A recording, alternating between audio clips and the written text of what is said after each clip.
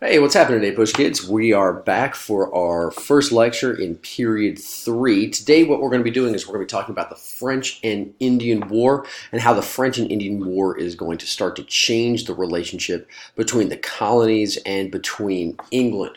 Our learning objective today is 3B, explain the causes and effects of the 7 Years' War, sometimes also referred to as the French and Indian War. Now, in today's lecture, we're going to be covering 3 key ideas. And our first key idea says this: colonial rivalry intensified between Britain and France in the mid-18th century as the growing population of the British colonies expanded into the interior of North America, threatening French-Indian trade networks and American Indian autonomy. That's their ability to rule themselves. So let's kind of get jumping into the content here. So as we've kind of talked about before, and as we already know, Britain and France are really serious rivals, and they have been for really quite some time. And in North America, they're fighting over these trade networks. And in our last unit, we learned about how Native Americans often joined that fight. We see, for instance, they're fighting each other in examples like the Beaver Wars over access to European trade. Now, both of the countries use mercantilism. They're trying to expand their colonial trade. They're trying to increase their wealth, but they're kind of getting in each other's way. And the colonies, especially the English colonies, are starting to expand westward and are starting to encroach upon French land claims in the interior. Now, war was not uncommon between these two countries. In fact, between 1690 and 1750, there was 3 different wars that they fought in the New World over access to trade with Native Americans. Now, they were relatively minor affairs compared to the one we're about to talk about, but it illustrates this idea that they had fought before. This wasn't, what we're about to talk about wasn't just this kind of one-off event that hadn't happened before. And the wars in Europe between Britain and France would mean that the colonists are going to be fighting too in the New World. So as I mentioned before, the British and French colonies were growing, but especially the British. The British colonies were growing fairly rapidly. I mean, they're getting a lot more immigration than the French colonies are getting. I mean, for instance, you have all the German and the Scot-Irish immigrants that are coming in. They're moving on to the frontier. You continue to have a sizable portion of British immigrants that are coming to the New World, and plus you just have natural repopulation that's happening, and so the colonies are growing, and that's pushing onto the interior as people are looking for new land. And in particular, in places like Virginia, they're looking for new land to be able to grow products, especially cash crops like tobacco and wheat and hemp and things like that. One of the places that they were looking to do this was in an area that was called the Ohio River Valley. It's the area that you see located in red on the map. And it is the disagreement over this particular land area, especially the area further up towards the top of that red region, that is going to lead to the war that we're going to talk about today, the French and Indian War. Now, the growth of these British and French colonies are also going to impact Native Americans as well. The French, for instance, increased their alliances with Native Americans along the Ohio River Valley, and the spread of colonists into the backcountry had led to numerous Indian conflicts over land.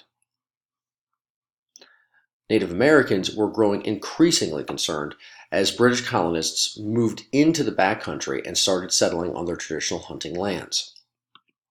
Now, the French and Indian War is going to last from 1754 to 1763, and it's called the French and Indian War in part because of how the British named their wars. It's going to be the British and the North American colonists versus France and their Indian allies, and that's how the British would always name their wars. They would name them after the people that they fought in that particular war. Now, the war is going to start in North America, but it becomes part of a larger world war. It becomes known as the 7 Years' War, which lasts from 1756 to 1763, very much about this kind of competition among empires. So in 1754, when the war begins over the land that's in the Ohio River Valley, colonists from across the British colonies are going to meet in what was called the Albany Congress. Not a lot of people actually show up. Most colonies don't come. And they plan to discuss the common problems of Indian attacks.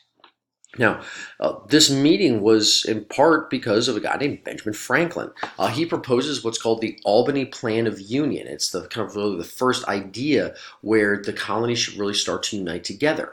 This was this was a problem that we talked about in our first unit when we talked about how the colonies were really distinct and separate from one another, and really the only truly pan-colonial event was the First Great Awakening.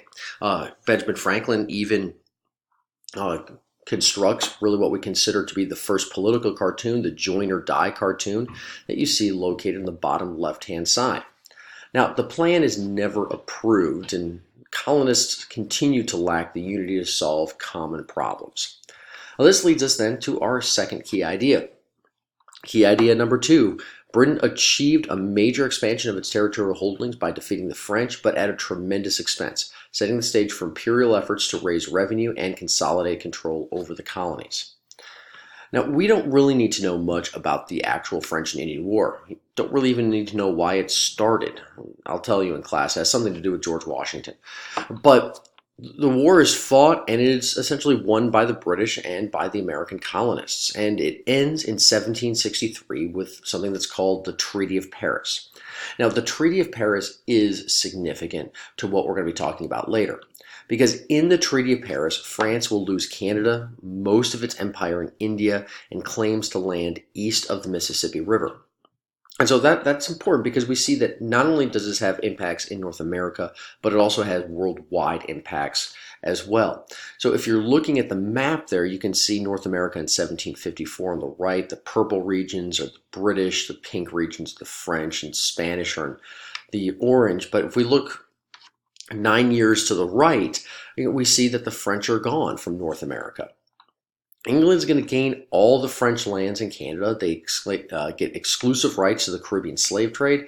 These are all really significant and profitable events. Spain is going to get all land west of the Mississippi. They get New Orleans, but they are going to lose Florida to England as a part of this. Now, probably most importantly, though, is that the French and Indian War is going to change the relationship between Britain and the American colonists. Now, that relationship had been defined in two ways, and we defined it in our last unit by two major ways. The first way was the economic relationship. That was the economic relationship of mercantilism controlled through the Navigation Acts. And the second was the political relationship of salutary neglect, the idea that we get to control our own self and we get to tax ourselves and regulate ourselves as long as we stay loyal to England. Now, colonists were really, really excited about what was going to happen. We had gained all this new land. The French were gone. The big rivalry was over. In addition, the colonists had become better fighters, learning new guerrilla tactics from the Indians.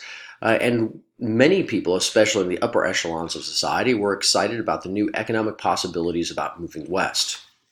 The problem is that the French and Indian War had led to huge war debts for Great Britain. Parliament, in many ways, had expected colonists to help pay off these debts.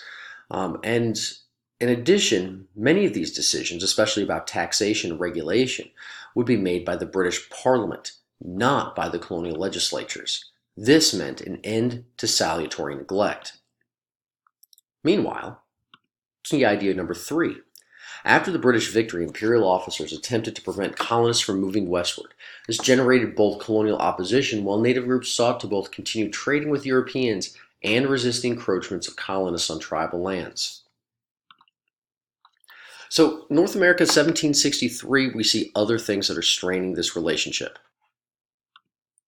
Probably the first and one of the biggest of these is that the very expensive British Army, nearly 10,000 men strong, wasn't removed from North America. They stayed there. And although that they've oftentimes viewed themselves as a protecting force, they were also sometimes viewed as an occupation force. Plus, the continued financial cost of them being there was rather expensive. In addition to this, we see fighting with Native Americans on the frontier. For instance, the Ottawa Indians, they're led by Chief Pontiac. They're upset by the by the continued encroachment on their land. And so, like Native Americans that we saw in earlier times, such as those that were involved in King Philip's War or in the Popey Rebellion, they're going to resist the encroachment on their land.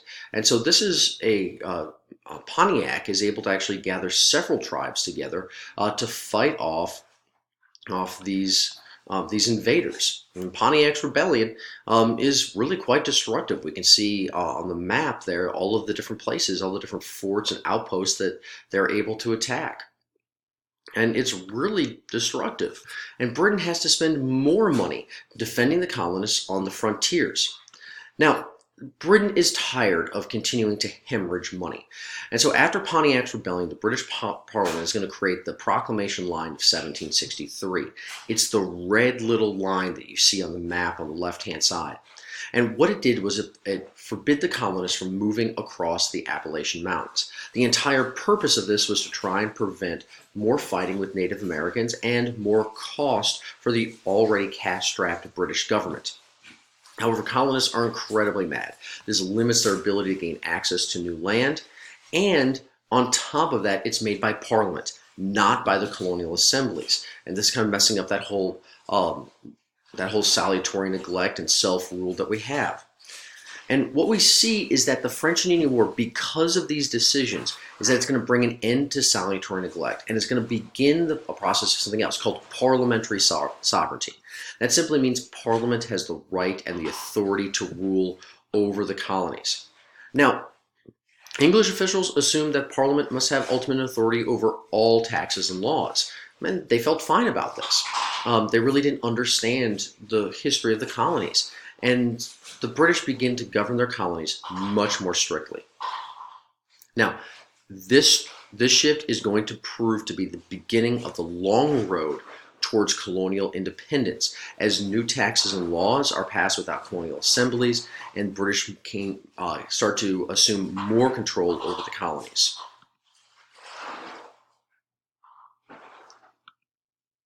That's all for today's lecture. Until next time, go north.